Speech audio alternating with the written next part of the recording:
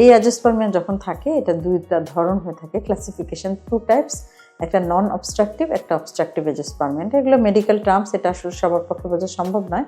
সহজ ভাষায় যদি বলি যে এই 2 টাইপের মধ্যে একটা দিয়ে বাচ্চা হওয়ার সম্ভাবনা নাই বললেই চলে, কিন্তু আরেকটা প্রকার দিয়ে যেটা নন অবস্ট্রাকটিভ অ্যাজিওস্পার্মিয়া, সেটা হচ্ছে মানে পথে বাধাগ্রস্ত। এই ভদ্রলোকের সিমেনে আছে, তার সিমেন্ট তৈরি হচ্ছে, কিন্তু যেখানে তৈরি হচ্ছে ফ্যাক্টরি আছে, কিন্তু এটা বাইরে পরিবহন হচ্ছে না, রাস্তায় সমস্যা, মানে যেই জায়গা দিয়ে এটা বাইরে আসবে শরীরের ওই জায়গায় কোথাও বাধাপ্রাপ্ত হয়ে আছে আর কি, অবস্ট্রাকশন আছে।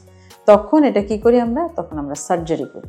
এই রুগীগুলোকে আমরা সার্জারি করি, এবং সার্জারিতে 2টা পদ্ধতি করা হয়, যেটা পেসা এবং টেসি আমরা বলি। ওখান থেকে সিমেন্ট কালেক্ট করা হয় এবং সাথে সাথে ওইটা লাইভ ওই জিনিসটাই আমরা যে ল্যাব আমাদের থাকে সেই ল্যাবের পাশেই অপারেশন থিয়েটার থাকে, ওখানে আমরা পরীক্ষা করে বুঝে ফেলি যে ওখানে তার সিমেন্ট আছে কিনা।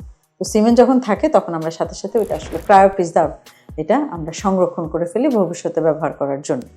এইভাবে আসলে অবস্ট্রাকটিভ অ্যাজিওস্পার্মিয়া, যেটাকে প্রথমে একদম নর্মাল সিমেন্টে যেটাতে ছিল কোনো বীর্যই নাই, সেটা আসলে ভেতর থেকে আমরা অপারেশনের মাধ্যমে কালেক্ট করি এবং পরবর্তীতে আইভিএফ বা টেস্ট টিউব পদ্ধতির মাধ্যমে বাচ্চা হওয়া সম্ভব। আর নন অবস্ট্রাকটিভ অ্যাজিওস্পার্মিয়ার কিছু কিছু টাইপসে আছে বাচ্চা ধারণ করা সম্ভব, আর কিন্তু বেশিরভাগ ক্ষেত্রেই দেখা যায় আসলে একেবারেই তাদের বীর্যতে বীজ নাই।